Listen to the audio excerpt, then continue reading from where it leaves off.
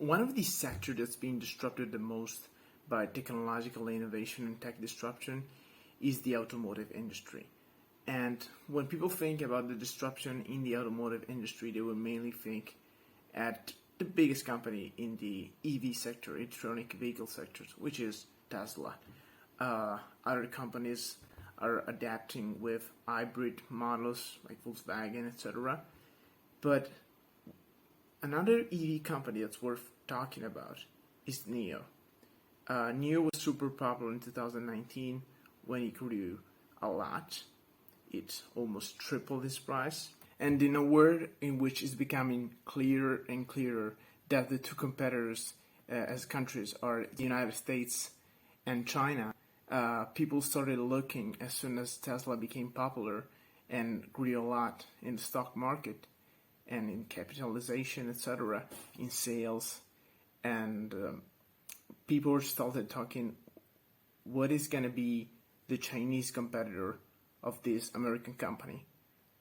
And they found out that in China there was this company that was founded in 2014.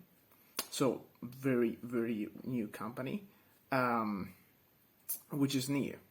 Right now, the market capitalization of Tesla is around, it's more than 10 times bigger than the one of NIO. NIO, it's a little bit over $62 billion, while Tesla, it's around $699 billion.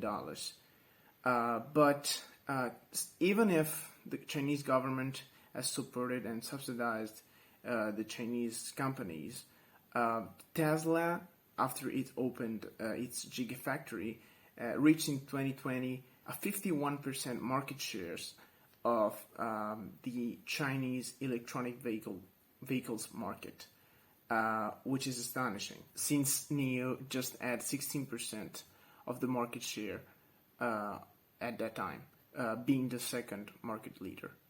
But at the beginning of 2021, things slightly changed with their report in January 2021 by the Chinese government, named sort of strategic industrial plan for technological development that started betting and investing in electronic vehicles and new models for transportation.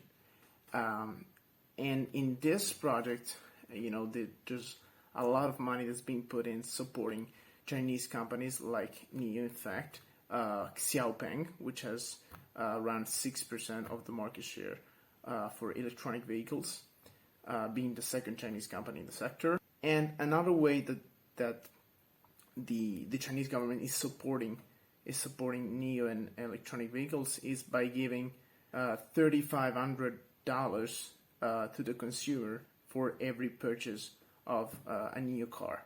And this is what Kathy Hood has to say about the Chinese government support to NIO. I think the China is going to favor its local producers like NIO and others, XPeng. And I think they're granting subsidies to NIO, which is the battery swap company, even on its very high-end cars, which they are not granting to Tesla. So it's obvious, and it has always been obvious, that China would favor a local producer. We need to compare also between these two companies is the availability of charging station. First of all, Tesla cars are mainly charged with the charge of batteries, while NIO cars are mainly, if not only, charged with a battery swap system. The battery swap system works in this way. It's a very fast system. The car arrives in the battery swap station, and the battery is taken away from a robot system and replaced with a new one. So basically, when you buy the car without the battery, and you change the battery every time it becomes uncharged. But the different numbers of stations, it's still relevant, because Tesla has more than 300 stations for charging its cars in China, while NIO, it's a little bit over 160. So a little bit over half of the of the Tesla stations. But it's growing. They're growing a lot, so the future is to be seen. An interesting thing is that NIO is not limiting itself to the Chinese market. In fact, at the end of 2021 and the beginning of 2022, the first exports to the European market, I think they will start with Norway, they said. So they're expanding to other parts of the world, especially Europe, because it's more difficult to compete directly in the American market. But it's not limiting to the Chinese market. And something that's really interesting to watch is the great design that these cars have.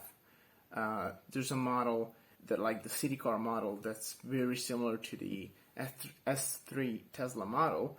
There are some others, like they look like SUV models from Ford or Citroen, and the fast cars. They're incredible. Like, I'm not an expert on cars, but really they look like Ferraris or Lamborghinis. They may not be even close to their speed, but they certainly can compete on many other levels. So this is an interesting company to watch. The force gas are really interesting because the growth is very big.